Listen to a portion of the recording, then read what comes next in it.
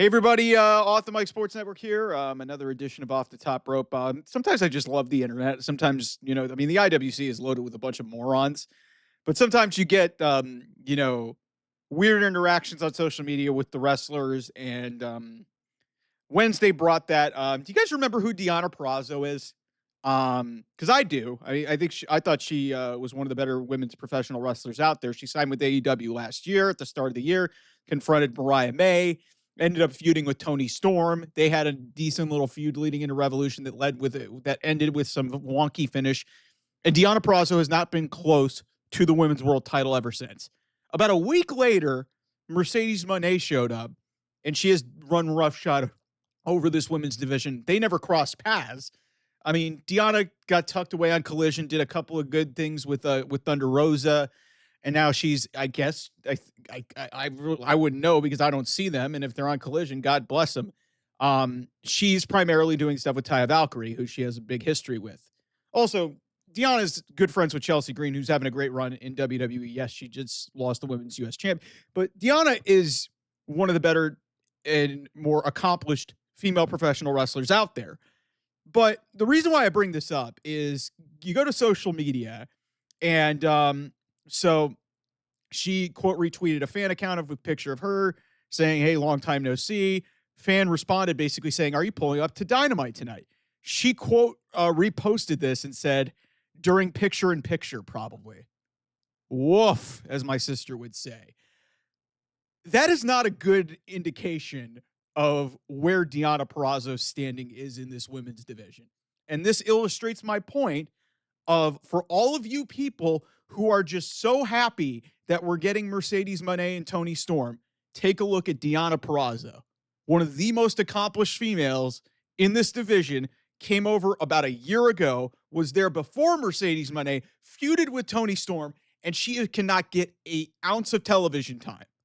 Why couldn't you have pushed her or Taya Valkyrie or any of these other women? Like you disposed of Megan Bayne. Megan Bayne, depending on when this airs, is having a match on Dynamite. Like she's having, they're doing a rehash of a buy-in match that they did.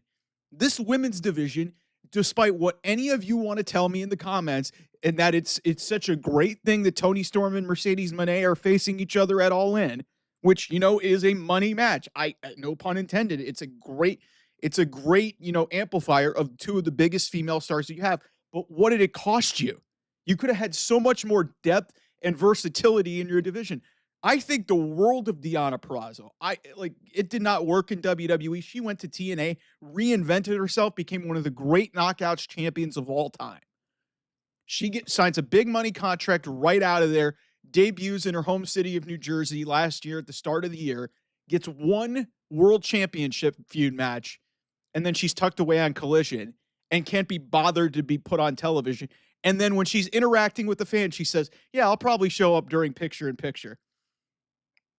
This is the state of the women's division. If you are not a noteworthy person, and if you if you're not Mercedes Monet or Toni Storm, you're not in a good spot right now, because you're very seldomly going to get television time. And the reason why they had to go to these lengths is, like I said, Toni and Deonna could have been explored a lot more,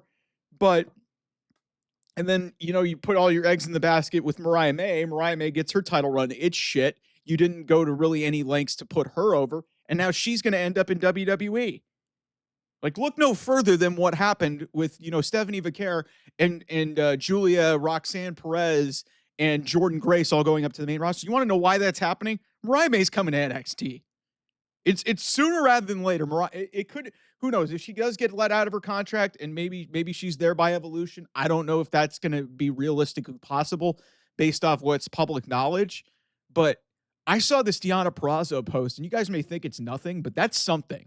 When basically a fan's asking, "Hey, are you going to show up to Dynamite?" "Yeah, probably in picture, because I can't get television time otherwise." It's just like, you want a microcosm of what this division has become when you had Britt Baker and Thunder Rosa and Hikaru Shida. And where the hell is Hikaru Shida, by the way? Nyla Rose, Riho, I could keep going. Like they had organic stars. And then Toni Storm comes in. She's to her credit, has, elevated herself to the point where she has to be recognized. Mercedes came in with basically what she was in WWE coming off of an injury. And she's run roughshod through that place. Jamie Hayter's the latest casualty. And now what are we getting? Congratulations. You guys get the two biggest women in your company because there's nobody else left. And you want to try and convince me that that's going to main event All In? Why? Just because it's two women and Evolution's the next night? Why don't you actually build up and make the stakes more? Because Mercedes didn't need to be in that tournament. Why couldn't Deonna Purrazzo have been in that tournament? Why couldn't Taya Valkyrie have been in that tournament? You put Mercedes Monet in there because she's got a name, and there's nobody else there because you've either taken them off of television or you've beaten them into oblivion. This is my whole problem with the way that this women's division has been booked in the last couple of years, specifically 2024, 2025, because you can't tell me, in all honesty, at the start of the year, when Deonna Purrazzo showed up as the big new women's attraction, she shows up, has that match at Revolution with Toni Storm. Literally like a week, 2 weeks later, Mercedes Monet shows up there. Deonna Purrazzo's barely done anything since that point. Why? It's just flavor of the month. And if you're like, Toni is a mark, and he's probably beholden to Mercedes because of her contract, because of her creative control, and also because Toni just, is such a freaking mark, and he probably worships the ground that Sasha Banks, Mercedes Monet walks on. But this is such a bad look for the women's division. And sometimes social media will give you stuff that you normally wouldn't see. Because maybe she would have said this in an interview if she was asked about her status in the company, but sometimes these people who get parked, they're restricted from doing media things. I'm honestly surprised that this tweet is still up. I'm surprised. People have screen grabbed it. It still exists at the time of this recording. So it's just, I'd love to see what's going on with Camille, who was associated with Mercedes last year, literally has not been bothered to be mentioned on television since getting fired by her. Like this, again, everybody who's going to come at me, and you know who you are. You'll come at me in the comments saying, but hey, Mercedes is just so much better than all the other people. Is she? Really? If she was, hey, this women's division would be a whole hell of a lot better than it is right now. You'd be getting better ratings. You'd be drawing better houses. But hey, you're so desperate to sell tickets for one event that you're going to blow it all away at the expense of the rest of your women's division. And then what's going to come of it? You've got talented people that are just parked there. One of whom, former women's world champions, getting the hell out of there because she signed herself up for 2 years and knew, hey, once I get my piece out of this, I'm going to get the fuck out of here. And everybody else has been booked into oblivion. Like nobody matters there. And that's inexcusable for somebody the caliber and that has the resume of somebody like Deonna Purrazzo. Again, like she could have easily gone back to WWE if she wanted to. She got the payday, and in some respect, this is on her. But at the same time, when you get signed to that and you're in a women's division where, Britt Baker had been hurt at that point, there were openings there in potential. And she's challenging Toni Storm for the Women's World Championship at Revolution, which was one of their bigger shows last year. She's been nowhere to be found, really, outside of a couple of collisions. And then she does a couple of random things. Maybe she's on Ring of Honor and she's interacting with Taya Valkyrie because I think their group's called the Vendetta. But man, if you want a snapshot of where the women's division in AEW is, that tweet tells you everything that you need to know. One of your most talented women there is saying, yeah, it's making a joke, but she's probably being a little bit serious because look at the facts. She hasn't been on television. I can't even tell you the last time she had a Dynamite match. And that's embarrassing.